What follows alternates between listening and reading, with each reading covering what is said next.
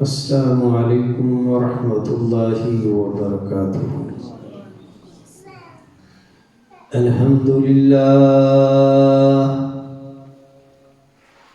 الحمد لله نحمده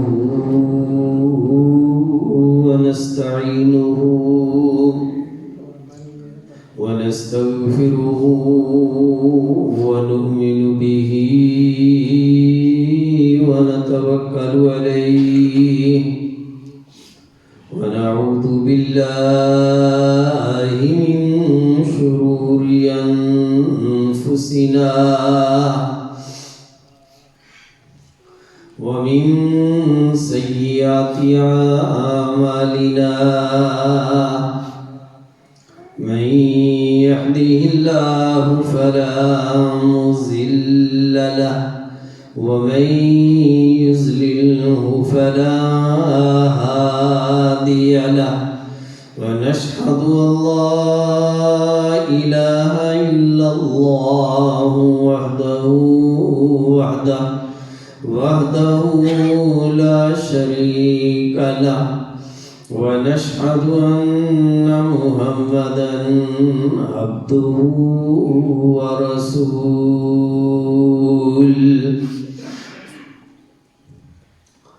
اللهم صل على محمد وعلى آل محمد كما صليت على إبراهيم وعلى آل إبراهيم إنك حميد مجيد.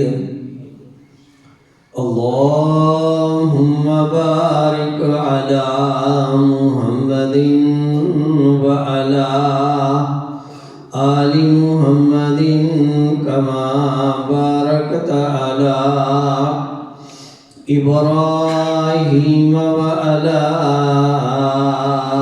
آل إبراهيم إنك حميد مجيد. رب اشرح لي صدري ويسر لي أمري واحلل عقدة من لساني يفقهوا قولي. رب زدني علما. ربنا آتنا في الدنيا حسنة وفي الآخرة حسنة وقنا عذاب النار. ربنا هب لنا من أزواجنا وذرياتنا قرة أعين واجعلنا للمتقين إماما. اللهم أحسن عاقبتنا في الأمور كلها وأجرنا من خزي الدنيا ومن عذاب الآخرة. اللهم اكفنا بحلالك عن حرامك وأغننا بفضلك عمن سواك. أما بعد فأعوذ بالله السميع العليم من الشيطان الرجيم. بسم الله الرحمن الرحيم. قل يا عبادي الذين أسرفوا على أنفسهم لا تقنطوا من رحمة الله إن الله يغفر الذنوب جميعا إنه هو الغفور الرحيم وأنيبوا إلى ربكم وأسلموا له من قبل أن يأتيكم العذاب ثم لا تنصرون واتبعوا أحسن ما أنزل إليكم من ربكم من قبل أن يأتيكم العذاب بغتة وأنتم لا تشعرون أن تقول نفس يا حسرة على ما فرطت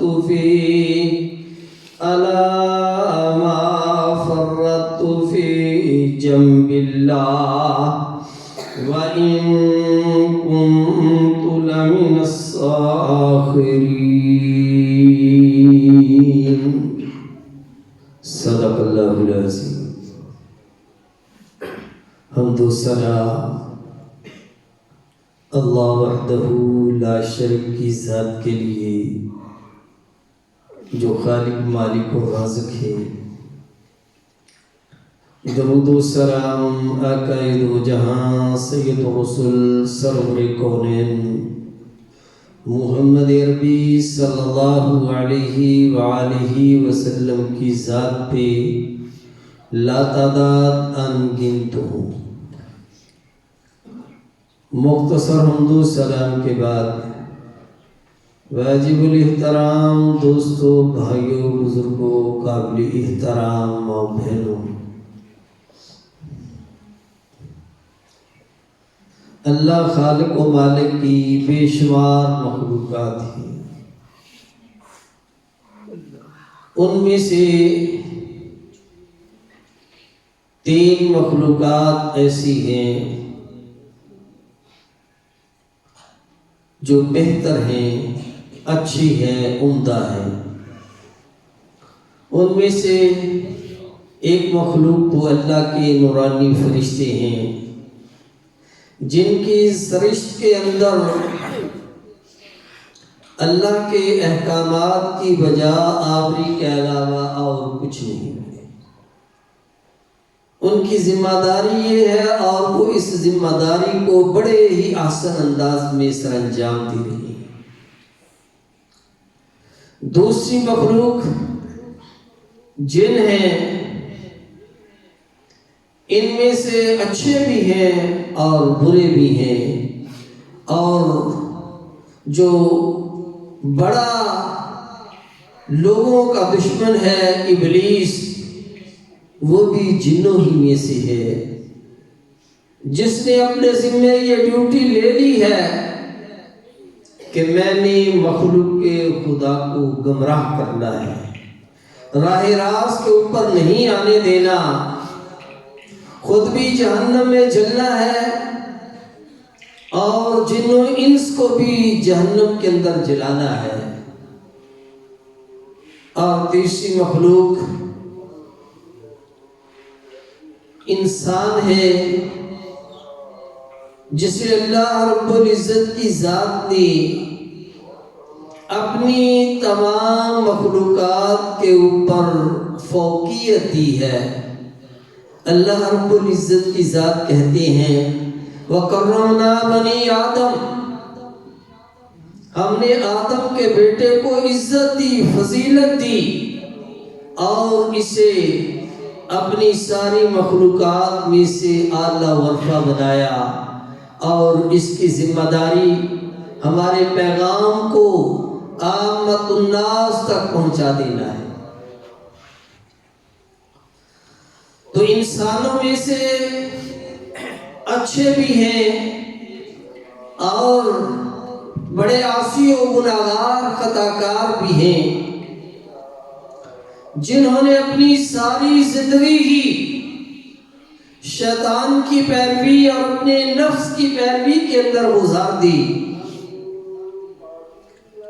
نبی مکرم صلی اللہ علیہ وآلہ وسلم کے پاس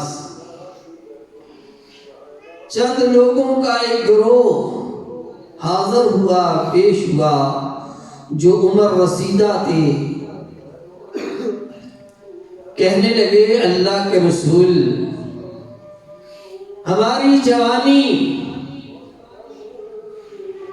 لہو لعب کے اندر گزری ہے، بڑھاپے کی دہلیز کے اوپر پہنچ گئے اور اس سے آگے پہنچ گئے، ہم تو شرک کرتے رہے، بت پرستی کرتے رہے، اور ہر وہ ظلم اور ہر وہ زیادتی اپنے اوپر کی جو ہماری بس کے اندر تھا، جو ہم کر سکتے تھے۔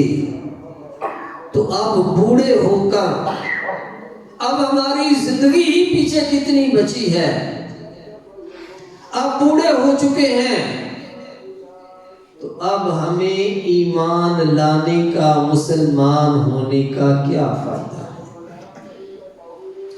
اتنے بڑے جرم اور اتنی خطائیں کی ہیں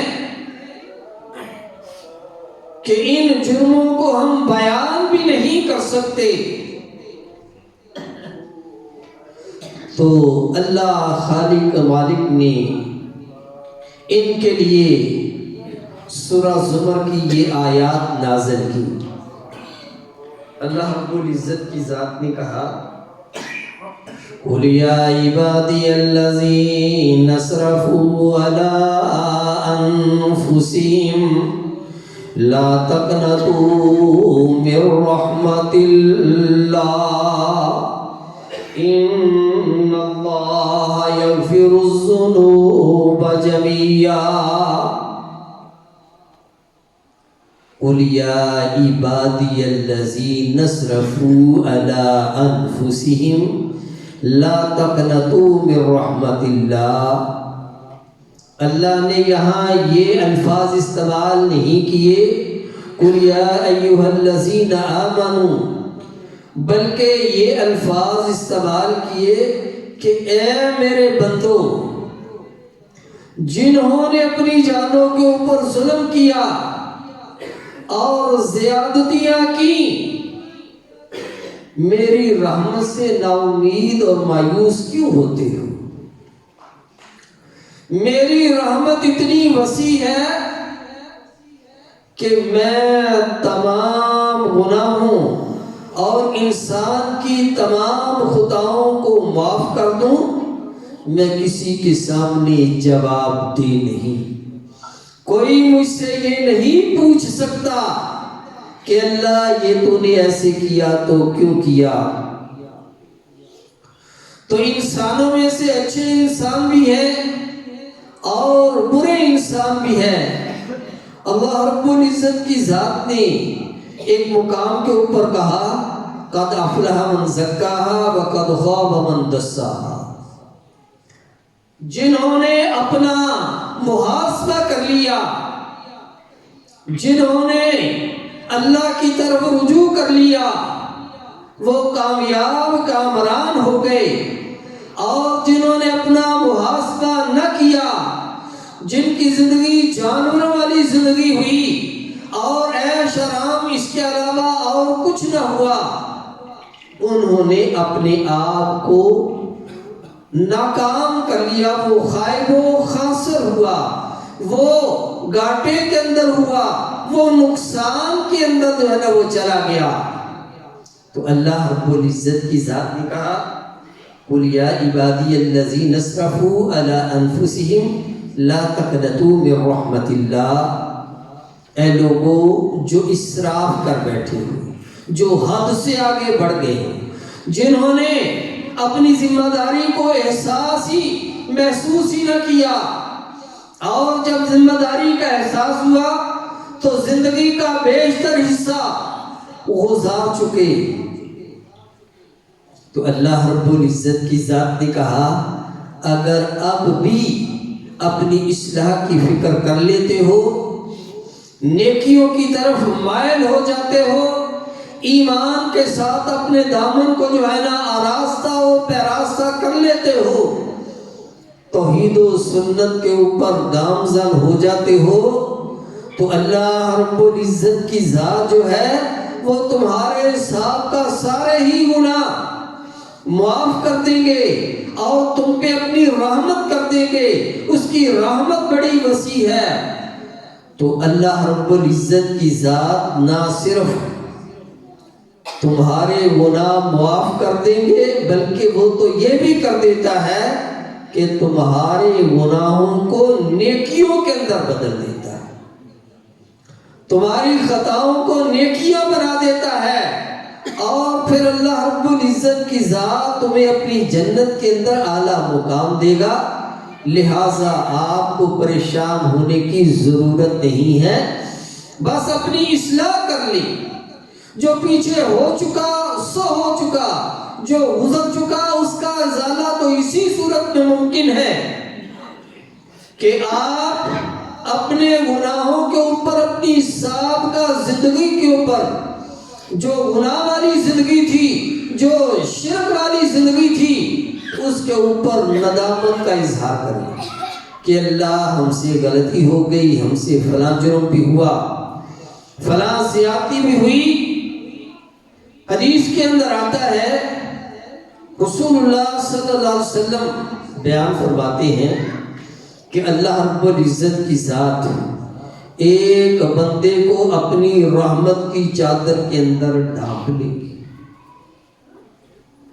پھر سرگوشیوں میں اس سے بات کریں گے، کہیں گے اے میرے بندے تو نے فلاں غلطی بھی کی، بندہ کہے گا ہاں اللہ مجھ سے ہوئی، فلاں جرم بھی کیا، کہے گا ہاں اللہ یہ جرم بھی ہوا۔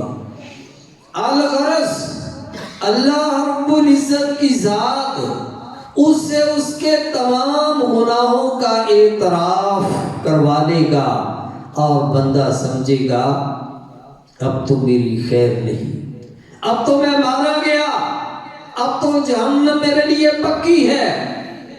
اللہ رب العزت کی ذات اسے کہیں گے جا میرے بندے، تو نے اپنے جرموں کا اعتراف کر لیا، میں نے میرے اور تیرے درمیان یہ معاملہ تھا، لوگوں کے اندر تو نے تشہیر نہیں کی، میں جانتا ہوں میرا بندہ کیا کرتا ہے اور کیا کرتا رہا، جب میں نے تجھے معاف کیا اور میری جنت کے اندر سلامتی کے ساتھ، امن کے ساتھ میری جنت کے اندر داخل ہو جا۔ ایک آدمی رسول مکرم صلی اللہ علیہ وآلہ وسلم کے پاس آیا، آ کر کہنے لگا کہ اللہ کے رسول، ہمارے اندر ایک بہت بڑی برائی یہ تھی کہ ہم بچیوں کو زندہ ہی دفن کر دیتے تھے، ہم اپنی بے عزتی سمجھتے تھے، کسی کے گھر کے اندر بیٹی پیدا ہو گئی تو اپنی بے عزتی اور اپنی انسلٹ سمجھتے تھے، اور اس سے بچنے کے لیے ہم اپنی ہی بچیوں کو، اپنے ہی خون کو اپنے ہاتھ سے رنگ لیتے تھے، زندہ ہی زمین کے اندر گاڑ دیتے تھے۔ تو میں نے اور بھی بہت سارے جرم کیے، ایک غلطی، ایک زیادتی جو مجھے چین نہیں لینے دیتی، جو مجھے جو ہے نا رات سوتے ہوئے بھی مجھے پریشان کر دیتی ہے۔ اللہ کے رسول، معاملہ یہ تھا کہ اللہ رب العزت کی ذات نے میرے گھر کے اندر بیٹی پیدا ہوئی، مجھے بیٹی عطا کی، میں گھر کے اندر موجود نہیں تھا، میری بیوی نے بجائے اس کے کہ اسے قتل کر دیتی، اسے اپنے پڑوسیوں کو دے دیا، سارا دن ان کے پاس کھیلتی رہتی اور شام کو گھر کے اندر، ہمارے گھر کے اندر آ جاتی۔ کچھ عرصے کے بعد میں واپس آیا تو میں نے دیکھا بڑی پیاری سی بچی ہے جو ہمارے گھر کے اندر کھیلتی رہتی ہے اور شام کو پڑوسیوں کے گھر چلی جاتی ہے۔ تو کچھ دن ایسے ہی معاملہ چلتا رہا، جب میں اس بچی سے بڑا مانوس ہو گیا تو ایک دن باتوں ہی باتوں میں میری بیوی نے مجھے یہ کہہ دیا کہ یہ جو بچی جو پڑوسیوں کے گھر سے آتی ہے یہ غیروں کی نہیں، یہ ہماری اپنی بیٹی ہے۔ اللہ نے ہمیں بیٹی دی تھی، میرے اندر یہ حوصلہ نہ ہوا کہ میں اسے قتل کر دوں، اسے مار دوں، میں نے اسے پڑوسیوں کو دے دیا، تو یہ بچی ہماری بچی ہے۔ یہ سننا تھا تو میرے تیور بدل گئے۔ میں نے دل ہی کے اندر یہ منصوبہ پروگرام بنا لیا کہ میں نے اسے چھوڑنا نہیں۔ چنانچہ کچھ دنوں کے بعد میں اسے اپنے ساتھ لے کے جنگل کی طرف چلا گیا۔ وہاں جا کر میں نے گڑھا کھودنا شروع کر دیا۔ یہ بچی بھی میرے ساتھ جو ہے اپنے ننھے منھے ہاتھوں سے اس گڑھے سے جو ہے مٹی نکالتی ہے۔ جب میں نے دیکھا کہ اتنا گڑھا ہو گیا ہے کہ اس کے اندر جو ہے نا اس سے باہر نہیں نکل سکتی، تو میں نے اس بچی کو پکڑا، اس کے اندر گرا دیا۔ گرتے ہوئے اس نے میرا کپڑا پکڑ لیا، میں نے چھڑانے کی کوشش کی، اس نے جو نہ چھوڑا، تو میں نے اس کے سر کے اوپر کدال ماری اور یہ نیچے گڑھے کے اندر گر گئی، اور گرتے ہوئے کہنے لگی کہ میں کل اللہ کی عدالت کے اندر اپنا مقدمہ رکھوں گی، اللہ کے سامنے میں یہ سوال کروں گی بِأَيِّ ذَنبٍ قُتِلَتْ۔ اللہ نے اس بچی کی یہ آہیں اور یہ آرزویں، یہ اس بچی کا آخری پیغام جو تھا اپنے والد کے نام، اللہ رب العزت کی ذات نے اسے قرآن بنا دیا، اور اسے جو ہے نا قرآن بنا کر اللہ رب العزت کی ذات نے قیامت تک کے لیے محفوظ کر دیا۔ تو یہ بچی کہتی ہے کہ بِأَيِّ ذَنبٍ قُتِلَتْ، میرا جرم کیا تھا، میرا گناہ کیا تھا، مجھے کیوں مارا گیا، مجھے کیوں قتل کیا گیا؟ تو اللہ کے رسول مجھ سے کوئی جواب نہیں بن سکتا۔ وہ گزرا ہوا وقت اب واپس نہیں آ سکتا۔ اللہ کے رسول میں کیا کروں؟ یہ بات، یہ بچی کے الفاظ میری کانوں کے اندر گونجتے ہیں تو میرے کان پھٹنے لگتی ہے، میرا دماغ پھٹنے لگتا ہے کہ اب میں کیا کروں؟ نبی علیہ السلام نے اس آدمی کا یہ واقعہ سنا تو نبی علیہ السلام کی آنکھوں میں بھی آنسو تھے۔ نبی علیہ السلام نے کہا کہ تو نے یہ جہالت کے اندر یہ کام کیے تھے، یہ جرم تم سے اس وقت سرزد ہوئے جب دین کا پیغام آپ کے پاس نہیں پہنچا تھا، اب دین کا پیغام آپ کے پاس پہنچ گیا ہے۔ اللہ رب العزت کی ذات کے ہاں تمہارے لیے بھی معافی ہے، اگر تو اپنی اصلاح کر لیتا ہے، اگر تو دین کی طرف آ جاتا ہے تو اللہ کے دروازے کھلے ہیں۔ اللہ تو بندوں کی توبہ قبول کرتا ہے، اللہ تو اس انتظار میں رہتا ہے کہ میرا بندہ غلطی کر کے میری طرف رجوع کرے، میری طرف لوٹے پلٹے، اپنا دامن میرے سامنے کھول دے، تو میں تو اپنے بندے کو معاف کرنے والا ہوں، اپنے بندے کو میں جو ہے نا بخشنے والا ہوں، میری رحمت میرے غصے کے اوپر حاوی ہے، غالب ہے۔ تو یہ دنیا کے یہ معاملات تھے۔ اللہ رب العزت کی ذات اتنی رحمت والی ذات ہے، اتنی غفور رحیم ذات ہے۔ بنی اسرائیل کا آدمی، یہ واقعہ آپ نے سنا ہوگا بارہا، کہ جس نے 99 افراد 99 فرد جو ہے قتل کر دیے بغیر قصور کے، بغیر جرم کے، جبکہ ایک بندے کو ناحق قتل کرنا گویا ایک بندے کا قتل نہیں بلکہ پوری انسانیت کا قتل ہے۔ یہ اللہ رب العزت کی ذات کا یہ فیصلہ ہے، اور جو ناحق کسی کو قتل کرنے والا ہے اس کی سزا ہمیشہ ہمیشہ کے لیے اللہ کے قرآن نے جہنم جو ہے نا بتائی ہے۔ تو اللہ رب العزت کی ذات کے پاس یہ بندہ اس نیت کے ساتھ پیش ہوا کہ اس نے 99 افراد کا قتل کیا، دل کے اندر یہ ارادہ بنا کہ کیا میری بھی کوئی اصلاح ہو سکتی ہے، میں بھی جو ہے نا اللہ کو منہ دکھلانے کے قابل ہو سکتا ہوں، مجھے بھی معافی مل سکتی ہے۔ یہ خلش لے کر نام نہاد عالم دین کے پاس پہنچا، اسے اپنا جرم اس کے سامنے رکھا، اپنی غلطیاں کہ میں نے 99 افراد قتل کر دیے ہیں، اب میں اصلاح چاہتا ہوں، کیا ممکن ہے؟ تو اس نے کہا کہ ایک انسان کو قتل کرنا اللہ معاف نہیں کرتا، تو نے اتنے جرم کیے، اتنی زیادتیاں کی ہیں، تو یہ تو معاف ہو ہی نہیں سکتا۔ تو اس نے کہا اچھا معاف نہیں ہو سکتا، جہاں وہ 99 گئے وہاں اسے بھی قتل کر دیا کہ تو بھی ان کے ساتھ چل۔ لیکن دل کے اندر پھر جو ہے نا خواہش پیدا ہوئی کسی اور سے پوچھنا چاہیے، کسی عالم کے پاس گیا، صحیح عالم کے پاس، اس کے سامنے اپنا مسئلہ رکھا، تو اس نے کہا کہ اللہ کا در تو کھلا ہے، اللہ تو گناہگاروں کو معاف کرنے والا ہے، ہاں تیری معافی ہو سکتی ہے، تیری توبہ ہو سکتی ہے، لیکن میرا ایک مشورہ تیرے لیے یہ ہے کہ اگر تو اپنی اصلاح کرنا چاہتا ہے، اگر تو صحیح انسان بننا چاہتا ہے، تو اللہ کی زمین بڑی وسیع ہے، اس علاقے کو چھوڑ دے۔ مقصد یہ تھا کہ جن لوگوں کے ساتھ تیرا اٹھنا بیٹھنا ہے، جو چرسی بھگی اور جو نشئی جن کے ساتھ تیرا اٹھنا بیٹھنا ہے، جو قاتل جو مجرم جو ہیں، زندگی جرم والی زندگی گزارنے والے لوگ ہیں، ان کے ساتھ تو یہاں رہتے ہوئے تیرا جو ہے نا وہ سامنا ہوتا رہے گا، اور کسی وقت بھی تیرے پھسلنے کے چانسز ہو سکتے ہیں، تو اس علاقے سے نکل جا۔ چنانچہ وہ اس نیت کے ساتھ کہ اب میں نے اپنی اصلاح کرنی ہے، اللہ سے معافی مانگی اور اس علاقے کو چھوڑ کر دوسرے علاقے کی طرف جانے کے لیے اپنی بستی سے ابھی نکلا ہی تھا، پھیڑا لگا، زمین پہ گرا، وہیں پہ جان نکل گئی۔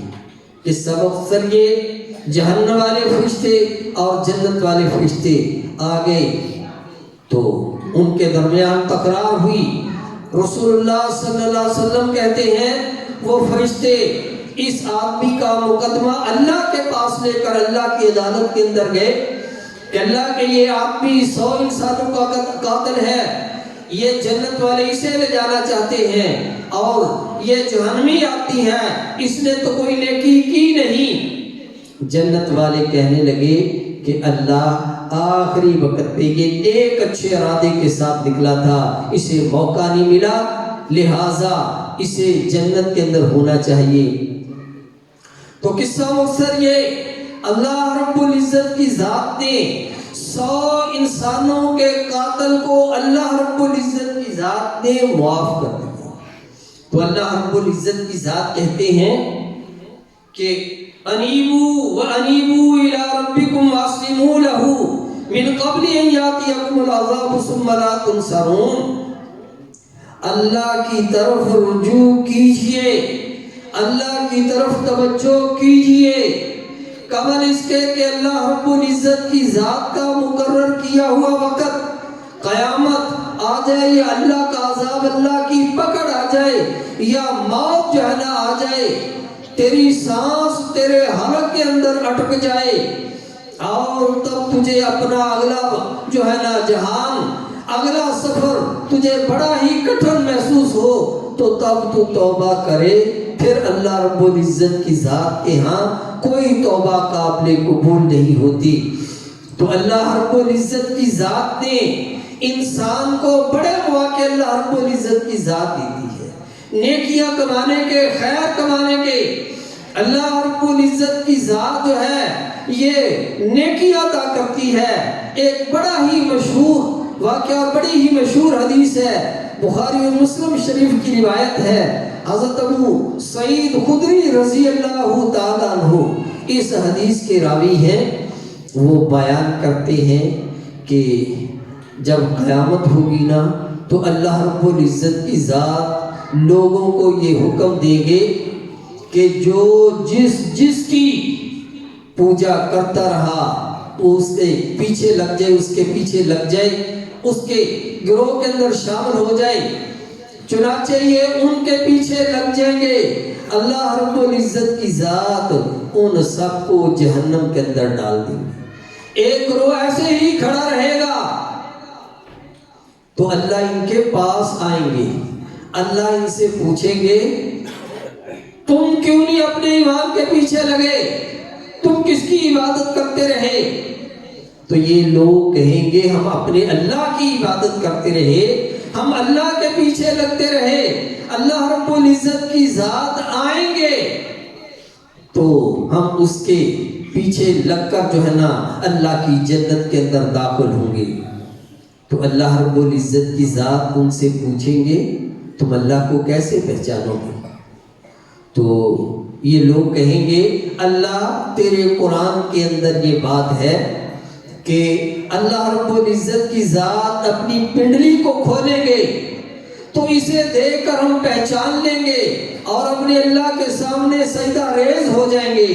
چنانچہ اللہ رب العزت کی ذات اپنی پنڈلی کھولیں گے تو مسلمان مومن جو خالصتاً اللہ کی رضا کے لیے نمازیں پڑھتے رہے، اللہ کی رضا کے لیے جو ہے نا اپنی اصلاح کرتے رہے، یہ فوری طور پہ سجدے کے اندر گر جائیں گے۔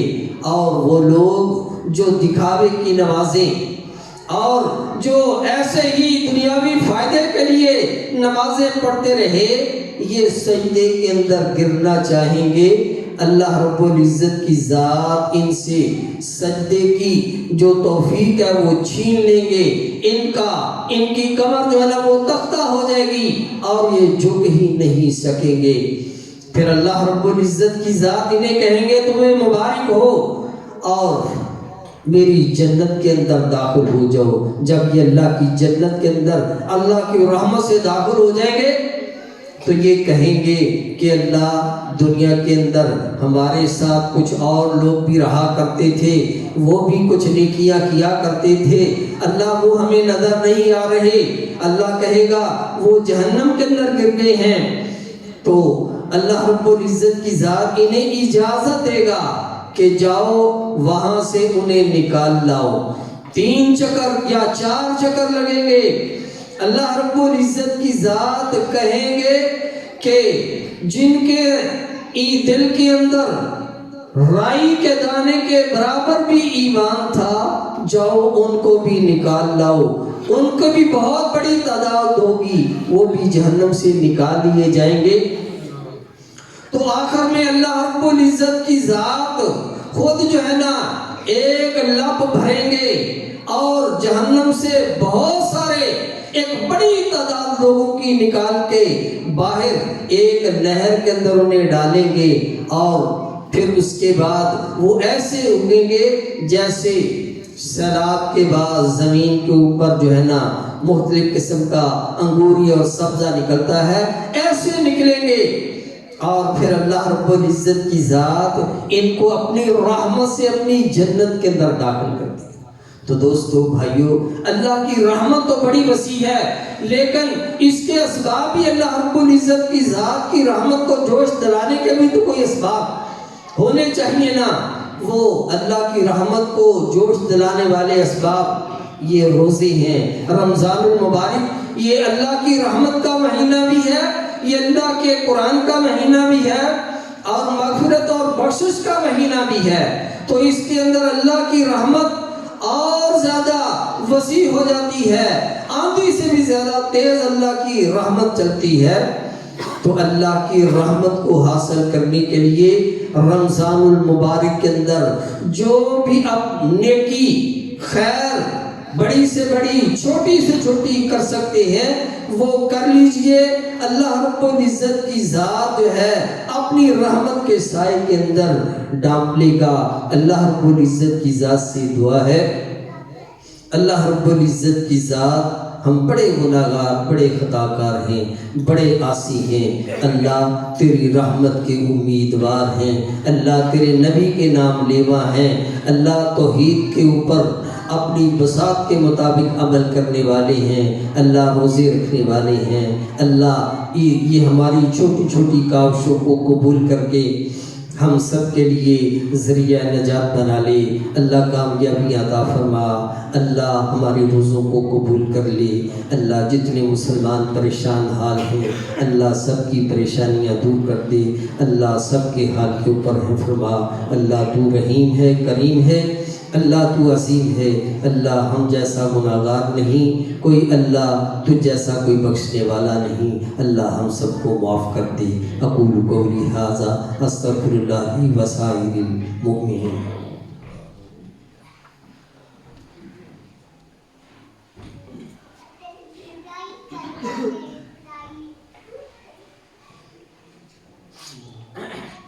ایک دو اعلانات ہیں، سماعت فرمائیے۔ ایک اعلان تو عورتوں کے لیے ہے کہ پرسوں بروز اتوار 8 رمضان المبارک اسی جامع مسجد کے اندر عورتوں کا ایک بہت ہی شاندار اور عظیم پروگرام تبلیغی اور اصلاحی منعقد ہو رہا ہے۔ تمام عورتوں سے یہ التماس ہے کہ اس پروگرام کو کامیاب و کامران کیجیے۔ ویسے بھی مردوں کی نسبت عورتیں زیادہ جو ہے نیکی کی طرف مائل ہوتی ہیں، اور الحمدللہ ہماری مسجد کی جو عورتیں ہیں جہاں آ کر جو ہوں نماز اور جمعہ ادا کرتی ہیں، کلاسز چلتی رہتی ہیں، ترجمہ قرآن کی بھی کلاس جاری ہے اور حدیث کے متعلق بھی معلومات ہوتی ہیں۔ مجھے آج ہی بتایا گیا کہ الحمدللہ بہت ساری عورتوں نے قرآن مجید ایک مرتبہ ترجمے کے ساتھ ختم کر لیا ہے، اور اب حدیث کو جو ہے نا انہوں نے شروع کیا ہے، حدیث زبانی یاد کرنا۔ یہ ان کا رسول اللہ صلی اللہ علیہ وسلم کے ساتھ محبت اور اللہ کے قرآن کے ساتھ ان کا لگاؤ اور محبت ہے۔ اللہ رب العزت کی ذات ان کی اس محبت اور اس جذبے کو قبول کر لے، تو اللہ رب العزت کی ذات کی رضا کے لیے جتنے بھی پروگرام جو ہے نا ان کو انعقاد کیا جاتا ہے، یہ مسجد کے ہال کے اندر اور عورتوں کے لیے اوپر والے ہال کے اندر، یہ سب اللہ کی رضا کے لیے ہوتے ہیں۔ تو عورتوں کے لیے یہ اعلان ہے کہ وہ ضرور اس پروگرام کے اندر شرکت کریں۔ ان کے لیے افطاری کا بھی پیکے کے اندر پروگرام کیا گیا ہے کہ وہ افطاری یہاں سے لے کر جائیں گی۔ یہ صبح 9 بجے پروگرام شروع ہو جائے گا اور سارا دن ہی تقریباً یہ جاری رہے گا۔ تو ایسا نہیں ہونا چاہیے کہ کوئی 1 بجے آ رہی ہے، کوئی 2 بجے آ رہی ہے، کوئی 3 بجے آ رہی ہے، ایسے نہیں کہ ابتدا کے اندر ہی شامل ہوں، پورا پروگرام سنیں۔ بچوں کے حوالے سے بھی ان کا پروگرام ہے، بچیوں کے حوالے سے بھی، اور ایسے ہی جتنے بھی ان کے مراحل ہیں تمام مراحل کے اندر جو عورتیں شامل ہیں، ساری عورتیں بھرپور حصہ لے رہی ہیں جو اس مسجد کی طالب علم ہیں۔ تو دوسرے جو اپنے ساتھ رہنے والی عزیز و اقارب، اور عموماً یہ دیکھا گیا ہے جو مسجد کے پڑوس کے اندر رہنے والے احباب ہیں نا ہمارے بھائی، ان کے گھر والے جو ہیں ان کی طرف شاید ان کو توجہ نہیں کہ وہ عورتوں کی اصلاح کی کوئی فکر نہیں کرتے یا اہمیت نہیں دیتے۔ تو ان کے لیے بھی یہ ہے کہ پورے گاؤں سے عورتیں حصہ لیتی ہیں، بھرپور حصہ لیتی ہیں، اور آس پاس کے جو لوگ ہیں وہ اس سے فائدہ نہیں اٹھاتے۔ یہ بڑی ہی سستی اور بڑی ہی جو ہے نا یہ کوتاہی ہے، اللہ معاف کر دے۔ تو یہ عورتوں کے حوالے سے تھا۔ اور دوسرا اعلان یہ ہے کہ مسجد کا انورٹر جو ہے وہ خراب ہو چکا ہے کافی دنوں سے، اور یہ حنان بتلا رہے تھے کہ تقریباً یہ 3 لاکھ کا خرچہ ہے۔ تو یہ انفاق کا مہینہ بھی ہے، اللہ کی راہ میں خرچ کرنے کا مہینہ بھی ہے۔ آپ احباب اپنی بساط کے مطابق حصہ ڈالتے رہتے ہیں، اور اب بھی آپ کے سامنے یہ اپیل ہے کہ اسے ٹھیک کرنے کے لیے جو آپ سے بن پڑتا ہے، کوئی بھائی کوئی ساتھی پیچھے نہ رہے۔ 100 روپیہ، 1000 روپیہ، 5-10 ہزار روپیہ جو ہے نا دینا کوئی معمولی بات ہے، آپ کے لیے کوئی مشکل نہیں ہے۔ بڑے صاحب مخیر حضرات بھی ہیں اور عام لوگ بھی ہیں، اپنی اپنی بساط کے مطابق یہ غلے لگے ہوئے ہیں 24 گھنٹے، آپ کسی وقت بھی اس کے اندر ڈال سکتے ہیں۔ کوئی یہاں جمع کروانا چاہتا ہے تو کروا سکتا ہے، تو اس کے اندر حصہ لیجئے۔ رسول اللہ صلی اللہ علیہ وسلم کا فرمان ہے، خیر الناس من ينفع الناس، لوگوں کے اندر جو بہتر انسان وہ ہے جو لوگوں کے خیر و بھلائی کے منصوبے سوچتا رہتا ہے۔